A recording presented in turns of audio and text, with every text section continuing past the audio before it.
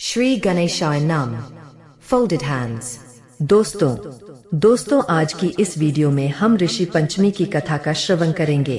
तो जो लोग ऋषि पंचमी का व्रत रखते हैं उनके लिए ऋषि पंचमी की कथा का श्रवण जरूर करना चाहिए, क्योंकि बिना कथा का श्रवण किए व्रत का कोई मूल्य नहीं होता।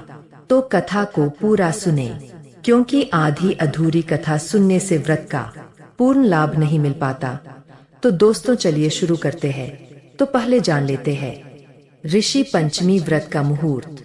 पंचमी तिथि का आरंभ 7 सितंबर को शाम में 5:38 से पंचमी तिथि का आरंभ 8 सितंबर को शाम में 7:59 पर पंचमी तिथि समाप्त 8 सितंबर के दिन स्वाति नक्षत्र बना रहेगा। साथ ही आज चंद्रमा तुला राशि में स्थिर लग्न और नक्षत्र है। कोई भी नया काम शुरू करना या व्रत करना शुभ रहता है। सूर्योदय के समय सर्वार्थ सिद्धि योग रहेगा।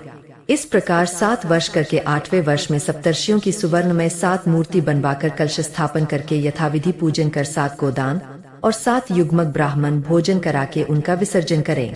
किसी देश में इस दिन स्त्रियां पंचताड़ी तृण एवं भाई के दिए हुए चावल आदि की कौए आदि को बलि देकर फिर स्वयं भोजन करती है। ऋषि पंचमी व्रत की विधि। भाद्रपद शुक्ल पंचमी को स्त्रियों को चाहिए कि वे नद्यादि पर स्नान कर अपने घर के शुद्ध स्थल में हरिद्रा आदि से चौकोर मंडल बनाकर उस पर सप्तर्षियों की स्थापन करे और गंध, पुष्प, धूप, दीप तथा नैवेद्यादि से पूजन कर। पूरे देश में 8 सितंबर को श्रद्धालु सप्तऋषियों की आराधना का व्रत ऋषि पंचमी मनाएंगे। यह पर्व भाद्रपद शुक्ल पक्ष की पंचमी तिथि को मनाया जाता है और इसे ऋषियों को समर्पित एक विशेष व्रत के रूप में माना जाता है। इस पावन दिन व्रत कथा सुननी या पढ़नी चाहिए। पूरे देश में 8 सितंबर को श्रद्धालु सप्तऋषियों की आराधना का व्रत ऋषि पंचमी मनाएंगे। यह पर्व भाद्रपद शुक्ल पक्ष की पंचमी तिथि को मनाया जाता है और इसे ऋषियों को समर्पित एक विशेष व्रत के रूप में माना जाता है। इस दिन सप्तऋषियों कश्यप, अत्रि, भारद्वाज, वशिष्ठ, गौतम, जमदग्नि और विश्वामित्र की पूजा की जाती है। ये 7 ऋषि ब्रह्मा, विष्णु और महेश के अंश माने जाते हैं। ये ही वेदों और धर्मशास्त्रों के रचिता माने जाते हैं। माना जाता है कि इस व्रत को करने से सभी प्रकार के पापों से मुक्ति मिलती है और जीवन में सुख शांति आती है। धार्मिक मान्यताओं के अनुसार महिलाओं की माहवारी के दौरान अनजाने में हुई धार्मिक गलतियों और उससे मिलने वाले दोषों से रक्षा करने के लिए यह व्रत महत्वपूर्ण माना जाता है। इस पावन दिन व्रत कथा सुननी या पढ़नी चाहिए। ऋषि पंचमी व्रत कथा। विदर्भ देश में एक सदाचारी ब्राह्मण रहता था। उसकी पत्नी बड़ी पतिव्रता थी, जिसका नाम सुशीला था। उस ब्राह्मण के एक पुत्र और एक पुत्री थी। विवाह योग्य होने पर उसने समान कुलशील वर के साथ कन्या का विवाह कर दिया। कुछ दिनों बाद वह विधवा हो गई। दुखी ब्राह्मण दंपति कन्या सहित गंगा तट पर कुटिया बनाकर रहने लगे। एक दिन ब्राह्मण कन्या सो रही थी कि उसका शरीर कीड़ों से भर गया। कन्या ने सारी बात माँ से कही। माँ ने अपने पति से सब कहते हुए पूछा, प्राणनाथ, मेरी साध्वी कन्या की यह गति होने का क्या कारण है? ब्राह्मण ने समाधि द्वारा इस घटना का पता लगाकर बताया, पूर्व जन्म में भी यह कन्या ब्राह्मणी थी। इसने रजस्वला होते ही बर्तन छू दिए थे। इस जन्म में भी इसने लोगों की देखा देखी ऋषि पंचमी का व्रत नहीं किया, इसलिए इसके शरीर में कीड़े पड़े हैं। धर्मशास्त्रों की मान्यता है कि रजस्वला स्त्री पहले दिन चांडालिनी, दूसरे दिन ब्रह्मघातिनी तथा तीसरे दिन धोबिन के समान अपवित्र होती है। वह चौथे दिन स्नान करके शुद्ध होती है। यदि यह शुद्ध मन से अब भी ऋषि पंचमी का व्रत करे तो इसके सारे दुख दूर हो जाएंगे और अगले जन्म में अटल सौभाग्य प्राप्त करेगी। पिता की आज्ञा से पुत्री ने विधि पूर्वक ऋषि पंचमी का व्रत एवं पूजन किया। व्रत के प्रभाव से वह सारे दुखों से मुक्त हो गई। अगले जन्म में उसे अटल सौभाग्य सहित अक्षय सुखों का भोग मिला।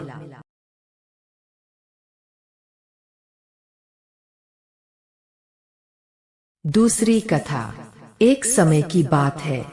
युधिष्ठिर ने प्रश्न किया, हे देवेश, मैंने आपके श्रीमुख से अनेकों व्रतों को श्रवण किया है। अब आप कृपा करके पापों को नष्ट करने वाला कोई उत्तम व्रत सुनावें।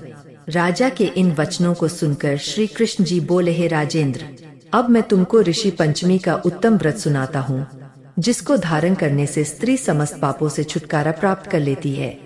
हे नृपोत्तम, पूर्व समय में वृत्रासुर का वध करने के कारण इंद्र के उस पाप को 4 स्थानों पर बांट दिया।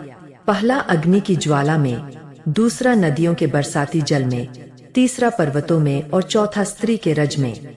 उस रजस्वला धर्म में जाने अनजाने उससे जो भी पाप हो जाते हैं, उनकी शुद्धि के लिए ऋषि पंचमी व्रत करना उत्तम है। यह व्रत समान रूप से चारों वर्णों की स्त्रियों को करना चाहिए। इसी विषय में एक प्राचीन कथा का वर्णन करता हूँ। सतयुग में विदर्भ नगरी में सेनजित नामक राजा हुए। वे प्रजा का पुत्रवत पालन करते थे। उनके आचरण ऋषि के समान थे। उनके राज्य में समस्त वेदों का ज्ञाता, समस्त जीवों का उपकार वाला सुमित्र नामक एक कृषक ब्राह्मण निवास करता था। उनकी सती जयश्री पतिव्रता थी। ब्राह्मण के अनेक नौकर चाकर भी थे। एक समय वर्षा काल में जब वह साध्वी खेती के कामों लगी हुई थी, तब वह रजस्वला भी हो गई। हे राजन, उसे अपने रजस्वला होने का भास हो गया, किंतु फिर भी वह घर गृहस्थी के कार्यों में ही लगी रही। कुछ समय के पश्चात दोनों स्त्री पुरुष अपनी अपनी आयु भोग कर मृत्यु को प्राप्त हुए। जयश्री अपने ऋतु दोष के कारण कुतिया बनी और सुमित को रजस्वला स्त्री के संपर्क में रहने के कारण बैल की योनि प्राप्त हुई।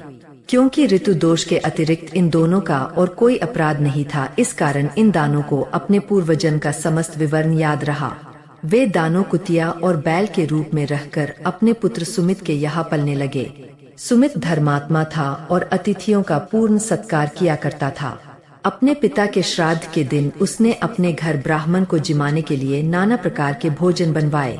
उसकी स्त्री किसी काम से बाहर गई हुई थी कि एक सर्प ने आकर रसोई के बर्तन में विष उडेल दिया।